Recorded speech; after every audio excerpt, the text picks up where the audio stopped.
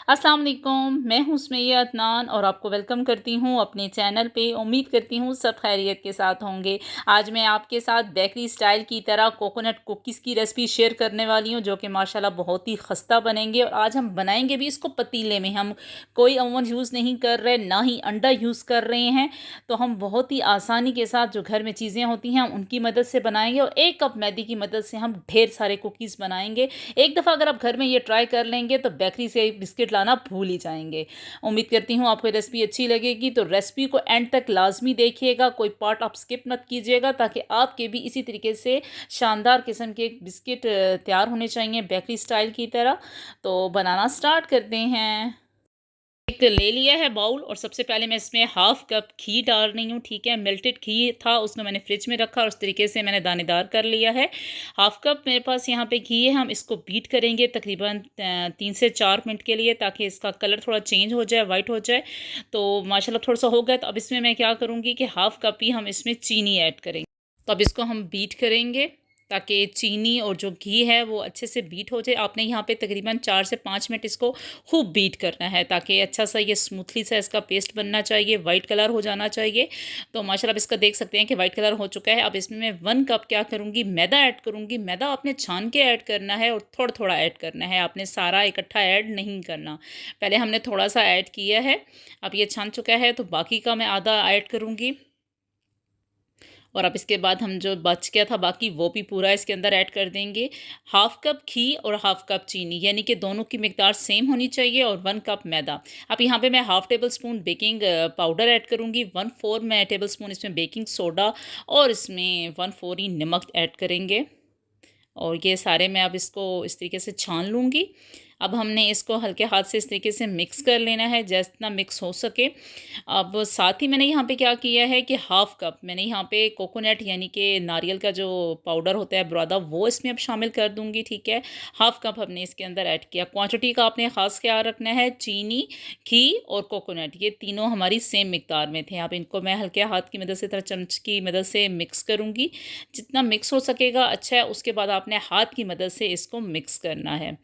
अब मैं क्या करूँगी कि ये जितनी इसकी गुठलियाँ बननी थी इस तरीके से बन चुकी हैं। ठीक है, जो हमारा घी इसके अंदर था वो शामिल हो चुका है। तो जहाँ पे अब हमें लगेगा कि इसको कंबाइन करना, जोड़ना मुश्किल लग रहा है, तो हमने यहाँ पे क्या करना है कि दूध लेना है। ठीक है, हल्का सा गुनगुना होना चाहिए। ठीक है, तो तकरीबन इससे मैं अभी फ़िलहाल 2 टेबल स्पून ऐड करूँगी। क्वांटिटी के हिसाब से आपने दूध ऐड करना है। 2 टेबल स्पून ऐड किया है, इसको कंबाइन करूँगी। अगर आपको मुश्किल लगे तो आप इसमें 2 टेबल स्पून और भी ऐड कर सकते हैं, पर आहिस्ता आहिस्ता आपने ऐड करना है, इकट्ठा दूध नहीं डालना। तो बस मैं इस तरीके से हल्के हाथ से इसको गूंदूंगी इस तरीके से। तकरीबन 2 से 3 मिनट लग जाएंगे आपको इस तरह कंबाइन करते हुए। तो माशाल्लाह हमने तकरीबन 2 से 3 टेबल स्पून दूध ऐड किया है, तो हमारा ये बैटर अच्छे से तैयार हो चुका है। अब इसको मैं इकट्ठा कर लूँगी इस तरीके से। और आपने ये गूंद के क्या करना है कि इसको तकरीबन 10 मिनट के लिए रेस्ट पे छोड़ देना है। फ्रिज में आप इसको बेशक रख दीजिएगा ढाँप के, पर इसको 10 मिनट रेस्ट ज़रूर दीजिएगा, ताकि अच्छे से ये डो हमारी तैयार हो जाए। रखते हैं रेस्ट पे, और साथ ही मैंने वहाँ पे एक पैन ले लिया है और 10 मिनट के लिए उसको मैंने तेज़ आंच पे रखा है। उसके बाद स्लो आंच के लिए उसको प्रीहीट होने के लिए रख देते हैं। यहाँ पे मैंने एक ले लिया है। ठीक है, बेकिंग ट्रे आपके पास नहीं है तो आप कोई भी ढकना ले सकते हैं, और इस तरीके से बटर पेपर लगा के उसको मैं ऑयल से ग्रीस कर देती हूँ। ऑयल से लाजमी ग्रीस कीजिएगा ताकि वो नीचे चिपके नहीं। तो 10 मिनट हमारे हो चुके हैं। यहाँ पे मैंने प्लेट में नारियल का इसका बुरादा भी ले लिया है। तो अब हमने करना क्या है कि सबसे पहले मैंने इस तरीके से एक छोटा सा क्वांटिटी के हिसाब से लूँगी।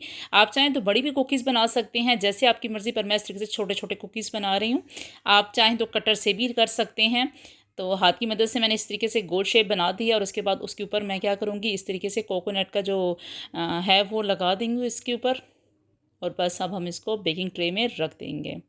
आपने एक बात का ख्याल रखना है कि हर बिस्किट को डिस्टेंस के साथ रखना है। ठीक है ना, वो बेकिंग ट्रे के साथ थोड़ा सा फासले पे होना चाहिए, और दूसरे बिस्किट के साथ भी डिस्टेंस पे होना चाहिए। अब इस तरीके से मैंने दूसरा भी बना लिया है, उसके ऊपर मैं इस तरीके से कोट कर दूँगी, और फिर इसको बेकिंग ट्रे में हम रख देंगे। और बस बाकी भी मैं इसी तरीके से बिस्किट तैयार कर लूँगी, और आपके 1 कप मैदे की मदद से बहुत सारे कुकीज़ बन जाएंगे। आप इसलिए घर में इसको बना सकते हैं और अपने बच्चों को एज इवनिंग स्नैक के तौर पे दे सकते हैं। तो तो बस अब ये तीसरा भी हमारा तैयार हो चुका है।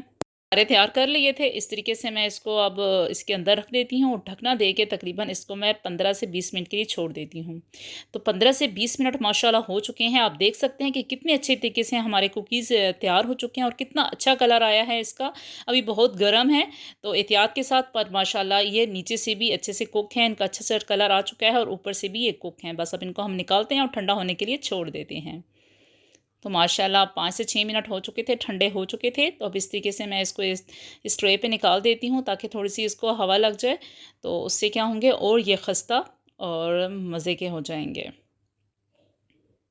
कढ़ाई में बनाएं, अगर आप चाहें तो ओवन में भी इसको 170 पे रख के तकरीबन 15 से 20 मिनट के लिए इसको बना सकते हैं। तो माशाल्लाह हमारे ये स्यारे तैयार हो चुके हैं।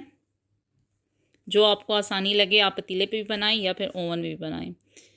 उम्मीद करती हूँ आपको ये रेसिपी बहुत अच्छी लगेगी। अच्छी लगे तो लाइक कीजिए और अपने फ्रेंड्स के साथ शेयर कीजिए। अगर मेरे चैनल पे नए आए हैं तो इसको सब्सक्राइब करना मत भूलिएगा और मुझे कमेंट्स करके लाजमी बताइएगा कि आपके ये बिस्किट कैसे बने, क्योंकि आपके कमेंट्स ही होते हैं हम लोगों की हौसला अफजाई करते हैं।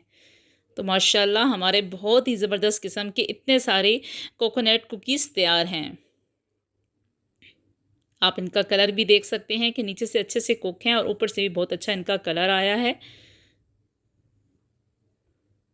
ठंडे हो चुके हैं, 10 मिनट हो चुके थे इसको। तो अब मैं इस तरीके से प्लेट पे इसको डिश आउट कर रही हूँ। आप किसी भी एयर टाइट डब्बे में इसको रख सकते हैं और 2 से 3 मंथ के लिए आपके ये चल सकते हैं।